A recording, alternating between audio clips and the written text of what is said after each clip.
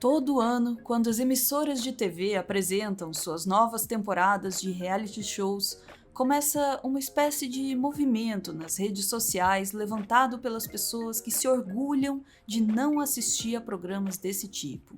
São pessoas que gostam de usar suas páginas para manifestar sua preferência por produtos culturais que consideram mais nobres. Acham que a TV, de modo geral, é uma grande perda de tempo, basicamente um instrumento para a alienação das massas. E aí, inevitavelmente, surge sempre aquela frase: desligue a TV e vai ler um livro. Cada vez que essa ideia é proferida, nós repetimos o mesmo raciocínio de fundo, o de que livros são superiores a qualquer outro suporte de mídia, como, por exemplo, a TV, o rádio, o cinema e, é claro, a internet. Mas será que é tão simples assim? Nesse vídeo, vamos então falar mais sobre as relações que nós mantemos com esse cultuado objeto de desejo, o livro.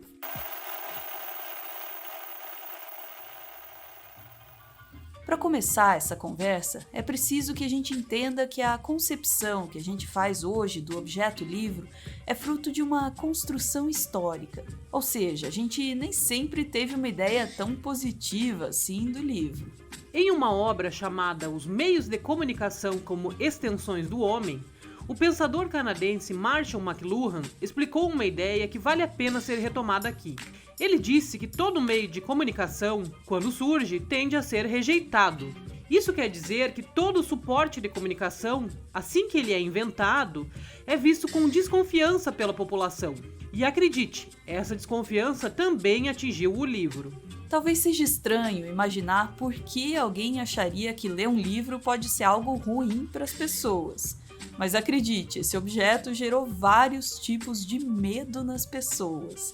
Havia aquelas que defendiam que o livro era pior do que os meios que já existiam, como o teatro ou os sermões que eram feitos nas igrejas. O mais engraçado é que quando um homem chamado Johannes Gutenberg inventa a prensa gráfica na Alemanha, lá no século XV, o próprio livro impresso foi visto como algo pior do que o livro que já existia, ou seja, o livro manuscrito.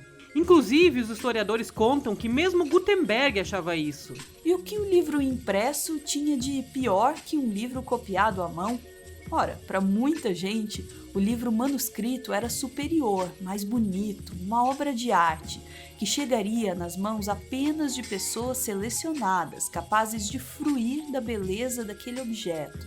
Já o livro impresso seria um objeto descartável, industrializado, algo que, por custar pouco, poderia acabar nas mãos de gente pouco diferenciada.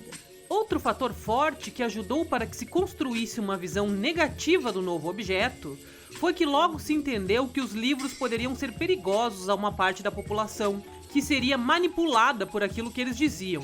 Em 1957, o romance Madame Bovary, do escritor francês Gustave Flaubert, foi publicado após ter sido proibido de circular pela justiça francesa. A razão dessa proibição?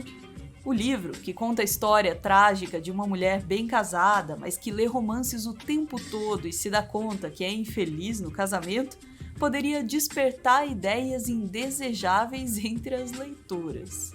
Essa ideia, aliás, é ricamente ilustrada no romance O Nome da Rosa, de Umberto Eco, no qual monges investigam mortes que parecem estar conectadas ao acesso a um livro, que era obra sobre comédia que teria sido escrita por Aristóteles. Na história criada por Umberto Eco, os monges detetives logo descobrem que o mistério tinha a ver com uma espécie de censura a esse tal livro sobre a comédia, pois alguns religiosos temiam que o povo simples, quando descobrisse a importância do riso, parasse de temer a Deus. Ler, portanto, teria algo de libertador. Ou seja, sempre se considerou que o livro poderia ser um objeto nocivo para as camadas mais subalternas da população. Os trabalhadores, por exemplo, poderiam ser acometidos por ideias negativas caso lessem livros que os levassem a pensar que talvez, e apenas talvez, não fosse natural que eles permanecessem pobres a vida toda, enquanto seus chefes enriqueciam.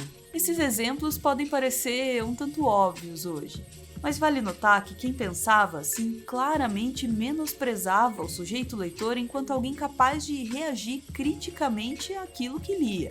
Recentemente, a gente teve um caso semelhante a esse medo sobre os efeitos dos livros quando, em 2019, o prefeito do Rio de Janeiro, Marcelo Crivella, mandou recolher todos os exemplares da HQ Vingadores: A Cruzada das Crianças, da Bienal do Livro do Rio.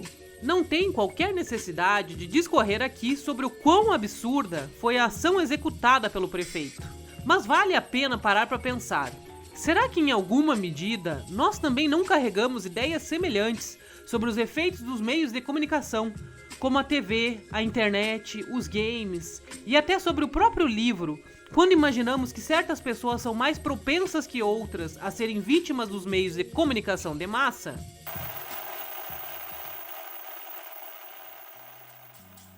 Em 2009, chegou ao Brasil o Kindle, o livro digital da loja Amazon.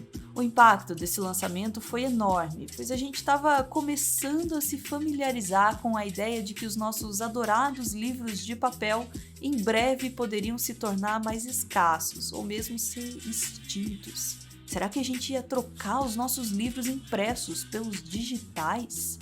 No mesmo ano, o lançamento do Kindle foi motivo de uma matéria de capa da revista Época. A estrela dessa reportagem foi o escritor Paulo Coelho, que aparecia nas fotos comodamente deitado em um sofá na sua casa em Paris, enquanto lia o seu Kindle.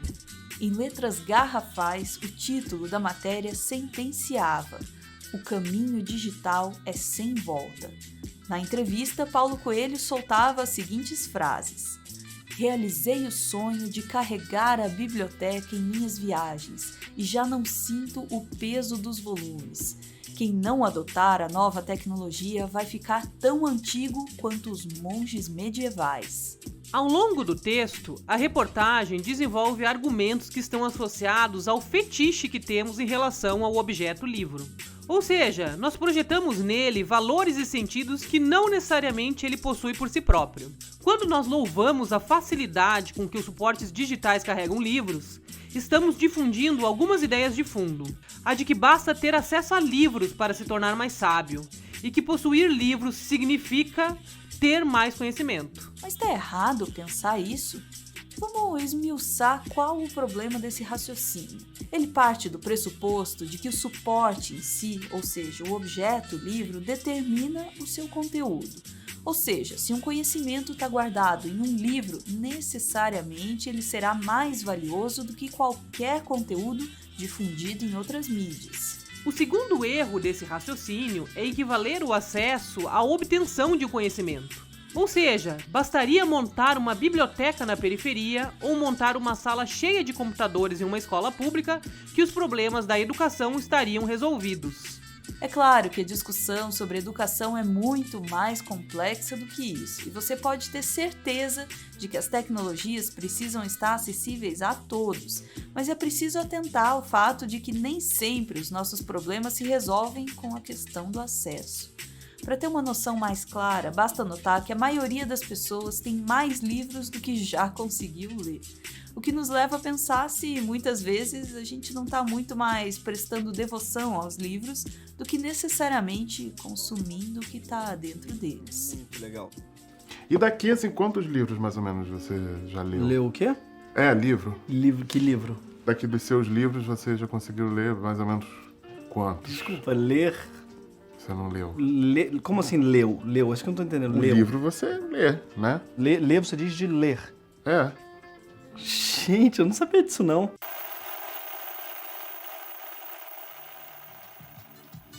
Tudo o que nós discutimos até aqui nos leva a pensar numa questão final. Será que necessariamente um livro é melhor que um programa de televisão? Quando a gente reflete sobre isso, parece importante retomar um conceito que a gente conhece por determinismo tecnológico. Basicamente, é a ideia de que uma tecnologia costuma determinar a forma pela qual ela será usada ou as maneiras pelas quais ela irá modificar a sociedade. Vale lembrar que o próprio Marshall McLuhan foi acusado de ser um determinista tecnológico. Quando McLuhan postula sua ideia clássica de que o meio é a mensagem, em parte o que ele está defendendo é que as ferramentas tecnológicas, como a TV e o livro, não são apenas um suporte, mas que em si mesmas elas carregam e determinam qual seria o conteúdo da sua comunicação. E qual o problema dessa ideia? O problema é que ela reduz tanto a tecnologia quanto a sociedade a elementos previsíveis e alheios a qualquer interferência social, econômica ou política, por exemplo. Da mesma forma, essa ideia pressupõe que as mídias têm efeitos imediatos e irreversíveis nas pessoas que consomem os seus produtos. Mesmo que a gente não conheça o conceito de determinismo tecnológico, é mais ou menos isso que nós defendemos quando acreditamos que necessariamente um livro vai ser melhor que qualquer coisa que está na internet. Quer ver de forma muito simples por que esse raciocínio pode ser falho? Dá uma olhada na lista dos livros mais vendidos nas livrarias. É bem possível que você considere que talvez tenha assuntos mais relevantes em alguns canais de YouTube que você acompanha do que nesses livros aí. Mas vamos esclarecer. É óbvio que é mais provável que você encontre conteúdos edificantes nos livros do que, por exemplo, num site. Mas o que é importante aqui é notar que isso não acontece por causa do meio em si, ou seja, por causa do suporte tecnológico, e sim pelos processos inerentes ao mercado editorial, que envolve, entre várias outras coisas, a seleção de um editor, a revisão, a leitura de um corpo editorial. Ou seja, muito menos textos chegarão a se tornar livros do que serão disponibilizados na internet, que está ao acesso de todo mundo. Então, na próxima vez que alguém se gabar de que é melhor porque prefere ler livros a consumir outras mídias, manda esse vídeo para ela e daí comecem a conversar.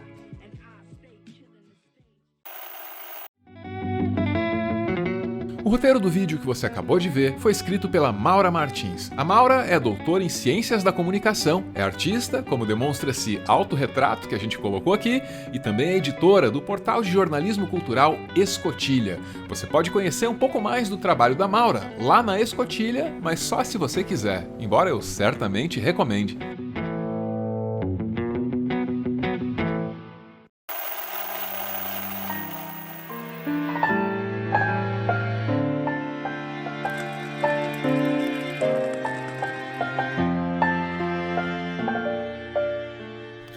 Muito obrigado por ver esse vídeo até o final. O Meteoro é mantido graças a uma campanha de financiamento coletivo. Quem participa aparece aqui no finalzinho para receber o nosso agradecimento e, claro, para homenagear quem ama. Hoje a gente está vendo aí a Raniele, acompanhada do Felipe, e ela manda para ele a mensagem que segue: Felipe, te amo e obrigada por me fazer mais nerd e politicamente mais consciente durante as nossas refeições. Beijo, gente! Valeu!